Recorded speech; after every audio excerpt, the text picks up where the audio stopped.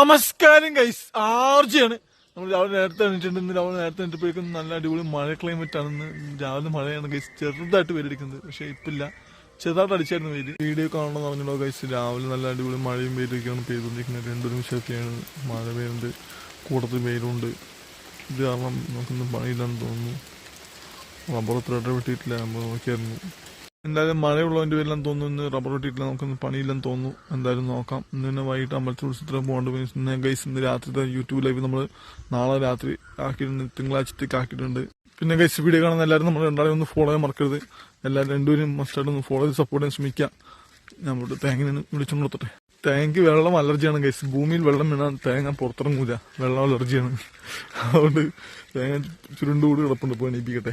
ആ orange Bush orange ആണെന്നും ഇത് കഴിക്കാൻ പറ്റില്ല, ജ്യൂസ് അടിച്ച് കുടിക്കാൻ ഉപയോഗിക്കാം, നല്ലതാണെന്ന് പറഞ്ഞിട്ട് ഒരു ചേച്ചി നേരെ മെസ്സേജ് അയച്ചപ്പോൾ സംഭവം സത്യം പറയണത്. ഞാൻ തേങ്ങ എണീറ്റിട്ടുണ്ട്. രാവിലെ എനിക്ക് ഇൻസ്റ്റാഗ്രാം ഫേസ്ബുക്കും ന്യൂസും വെക്കാൻ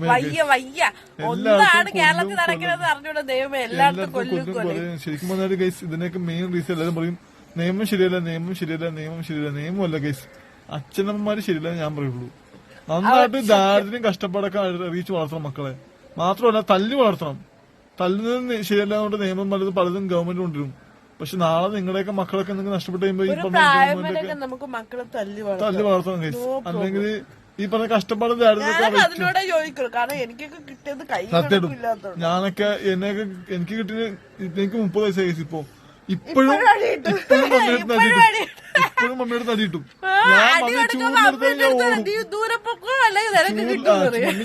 ഞാൻ ഇപ്പോഴും ഓടും. അത് വേദന കൊണ്ടുള്ള പേടി മാത്രമല്ല ഗൈസ്, ബഹുമാനം കൊണ്ടുള്ള റെസ്പെക്ട്.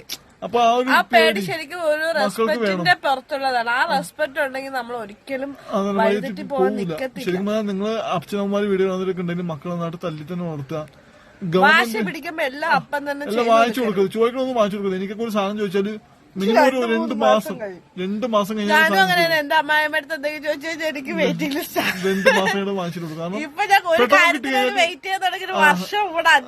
പെട്ടെന്ന് കിട്ടിക്കഴിഞ്ഞാൽ നമുക്ക് അതിന്റെ ഒരു വില മനസ്സിലാവില്ല പിള്ളേർക്ക്. ഇപ്പൊ നിങ്ങൾ എല്ലാവരും മക്കളെ നാട്ട് വളർത്താൻ ശ്രമിക്കുക. പിന്നെ സർക്കാരിനെ കുറ്റമായിട്ട് കാര്യമില്ല, അവര് പലതും ചെയ്യും. നമ്മൾ അവരെ നോക്കിക്കഴിഞ്ഞാൽ നമ്മുടെ മക്കളെ വളർത്തുന്ന രീതി നല്ലതായിരിക്കില്ല. ഇല്ല നിഷു?